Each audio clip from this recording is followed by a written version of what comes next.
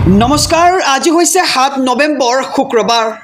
এই মুহূৰ্তত সমগ্ৰ ৰাজ্যবাসীৰ বাবে আহি পৰিছে আজি সন্ধিয়াৰ বহুকেইটা ডাঙৰ খবৰ।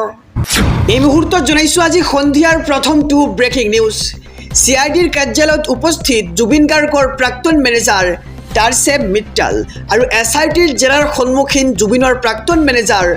টাৰ্চেল মিট্টাল আৰু কেইবাবছৰ ধৰি জুবিন গাৰ্গৰ মেনেজাৰ হিচাপে আছিল টাৰ্চেপ মিট্টাল আৰু সিদ্ধাৰ্থক জুবিন গাৰ্গৰ মেনেজাৰ হিচাপে টাৰ্চেমে দিছিল নিযুক্তি আৰু সিদ্ধাৰ্থৰ মা টাৰ্চেমে আছুতীয়াকৈ জুবিনৰ নামত খুলিছিল মিউজিক প্ৰতিষ্ঠান আৰু য'ত তৃতীয় ব্যক্তি হিচাপে আছিল জুবিন গাৰ্গ আৰু মেনেজাৰ হিচাপে থাকোঁতেই টাৰ্চেমৰ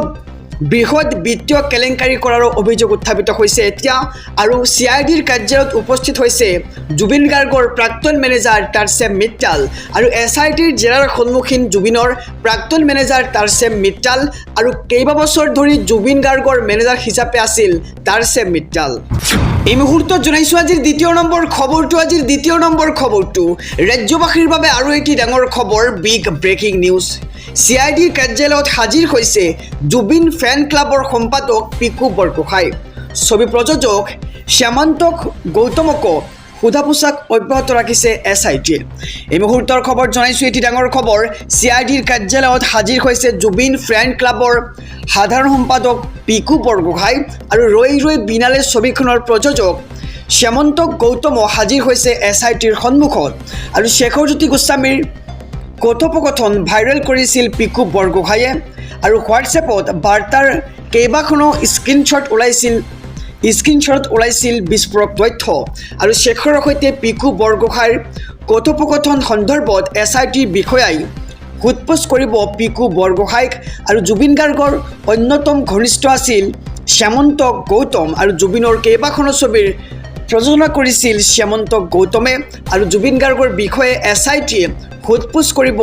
শ্যামন্ত গৌতমকো আৰু CIDৰ কাৰ্যালয়ত হাজিৰ জুবিন ফেন ক্লাবৰ সাধাৰণ সম্পাদক পিকু বৰগোহাঁই। জনাইছোঁ আজি সন্ধিয়াৰ আৰু এটি ব্ৰেকিং নিউজ। ৰাজ্যত বেদখলকাৰীৰ বিৰুদ্ধে অব্যাহত থাকিব কঠোৰ নীতি। উচ্ছেদক লৈ এসোজোৱা পিছ হুহুকি নাহে হিমন্ত বিশ্ব শৰ্মা আৰু বহুতেই ভাবিছিল যে উচ্ছেদ বন্ধ হৈ যাব বুলি আৰু উচ্ছেদ কৰাৰ আৰু সাহস নাথাকিব বুলি ভাবিছিল তেওঁলোকে, কিন্তু ৰাজ্যত কঠোৰভাৱে চলি যাব উচ্ছেদ অভিযান মন্তব্য কৰিছে ৰাজ্যৰ মুখ্যমন্ত্ৰী ডক্টৰ হিমন্ত বিশ্ব শৰ্মাই। গোৱালপাৰাৰ দহিকটা বনাঞ্চলত চলিব প্ৰশাসনৰ উচ্ছেদ আৰু গোৱালপাৰাৰ দহিকটা বনাঞ্চলত ইতিমধ্যে অব্যাহত আছে প্ৰশাসনৰ উচ্ছেদ আৰু বন বিভাগৰ বেদখলকৃত 1000 ভূমিত উচ্ছেদ চলাব প্ৰশাসনে। অহা 9 আৰু 10 নৱেম্বৰত চলিব প্ৰশাসনৰ বুলডজাৰ আৰু উচ্ছেদক লৈ পুনৰ বৃহৎ ঘোষণা ৰাজ্যৰ মুখ্যমন্ত্ৰী ডক্টৰ হিমন্ত বিশ্ব শৰ্মাৰ। ৰাজ্যত বেদখলকাৰীৰ বিৰুদ্ধে অব্যাহত থাকিব কঠোৰ নীতি। উচ্ছেদক লৈ এখোজ পিছ হুহুকি নাহে হিমন্ত বিশ্ব শৰ্মা আৰু বহুতেই ভাবিছিল যে উচ্ছেদ বন্ধ হৈ যাব নেকি। জনাইছোঁ আৰু এটি ডাঙৰ খবৰ, ব্ৰেকিং নিউজ। সাৱধান, ছ'চিয়েল মিডিয়াত ঘৃণাসূচক উচতনিমূলক মন্তব্য কেতিয়াও নকৰিব, অন্যথা যাব লাগিব জেললৈ। এই মুহূৰ্তৰ খবৰ জনাই যাম, এটি ডাঙৰ খবৰ সমগ্ৰ দেশবাসীৰ বাবে। গতিকে খবৰটো দিয়াৰ আগতে যদিহে আপুনি আমাৰ এই চেনেলটোত নতুন তেন্তে ছাবস্ক্ৰাইব কৰক, লগতে ভিডিঅ'খনত লাইক কৰি কমেণ্ট বক্সত লিখক #জাষ্টিছ ফৰ জুবিন গাৰ্গ। জনাইছোঁ খবৰ, এক ডাঙৰ খবৰ। এতিয়াৰ পৰা আপোনাৰ মুখত যি আহে আপুনি তাকে ক'ব নোৱাৰিব ছ'চিয়েল মিডিয়াত। মনলৈ যি আহে আপুনি তাকে লিখিব নোৱাৰিব কমেণ্ট বক্সত। ফেচবুক, হোৱাটছএপ, এক্স অৰ্থাৎ টুইটাৰ, লগতে ইনষ্টাগ্ৰাম চলাওঁতে আপুনি সাৱধান হৈ যাওক। ৰাজনৈতিক দল আৰু নেতাক সকিয়নি সুপ্ৰিম কোৰ্টৰ আৰু ৰাজনীতিবিদেই নকয়, সাধাৰণ মানুহেও এতিয়াৰে পৰা সাৱধান হ'ব লাগিব। কোনো ধৰণৰ ঘৃণাসূচক মন্তব্য কৰিব নোৱাৰিব এতিয়াৰে পৰা। আৰু সামাজিক মাধ্যমত কোনো পোষ্ট বা ভিডিঅ' শ্বেয়াৰ আৰু লাইক নকৰিব।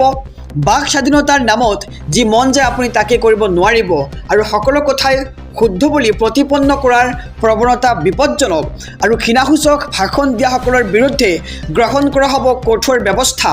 কোনেও উচতনিমূলক বিভাজনমূলক মন্তব্য নকৰিব এতিয়াৰে পৰা নহ'লে বিপদত পৰিব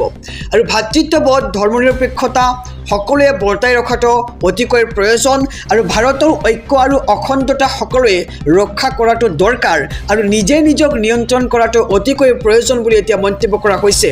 আৰু সকলো বস্তুতেই নিয়ন্ত্ৰণ থকাটো অত্যন্ত প্ৰয়োজন বাক স্বাধীনতা কোনেও খৰ্ব কৰিব নোৱাৰে কিন্তু তাক বেয়া ব্যৱহাৰ কোনেও কৰিব নোৱাৰিব আৰু বাক স্বাধীনতাৰ অধিকাৰ কোনেও অপব্যৱহাৰ কৰিব নোৱাৰিব আৰু সকলোতে আত্মসংযম আৰু আত্মনিয়ন্ত্ৰণ থকাটো অতিকৈ প্ৰয়োজন কঠোৰ নিৰ্দেশনা জাৰি কৰিছে এইবাৰ সৰ্বোচ্চ ন্যায়ালয়ৰ ফালৰ পৰা ন্যায়াধীশ বি.ভি. নাগৰত্না আৰু ন্যায়াধীশ কে.ভি. বিশ্বনাথৰ খণ্ড বিচাৰপীঠে দিলে এই গুৰুত্বপূৰ্ণ নিৰ্দেশনা জনাইছোঁ আজি সন্ধিয়াৰ আৰু এটি ব্ৰেকিং নিউজ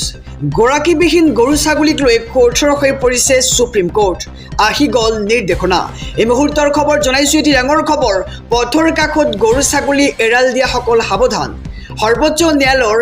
ডাঙৰ নিৰ্দেশ গৰু ছাগলীৰ গৰাকীলৈ আৰু ৰাষ্ট্ৰীয় ঘাইপথৰ কাষত গৰু ছাগল আপুনি এৰাল দিব নোৱাৰিব গৰাকীবিহীন গৰু ছাগলী পথৰ পৰাই লৈ যাব এতিয়া চৰকাৰে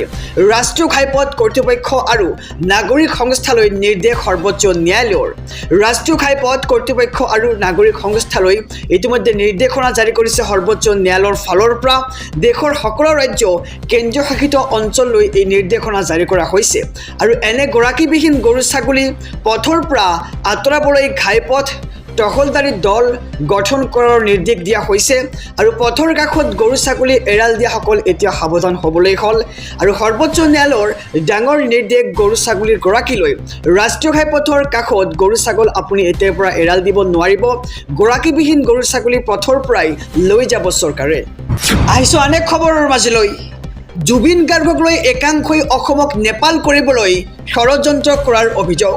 অসমক নেপাল কৰিব বিচৰাসকলক সকীয়াই দিছে ৰাজ্যৰ মুখ্যমন্ত্ৰী ডক্টৰ হিমন্ত বিশ্ব শৰ্মাই আৰু মই মুখ্যমন্ত্ৰী হৈ থকালৈকে কোনেও অসমক নেপাল কৰিব নোৱাৰে বুলি এক প্ৰকাৰ মন্তব্য কৰিছে ৰাজ্যৰ মুখ্যমন্ত্ৰীগৰাকীয়ে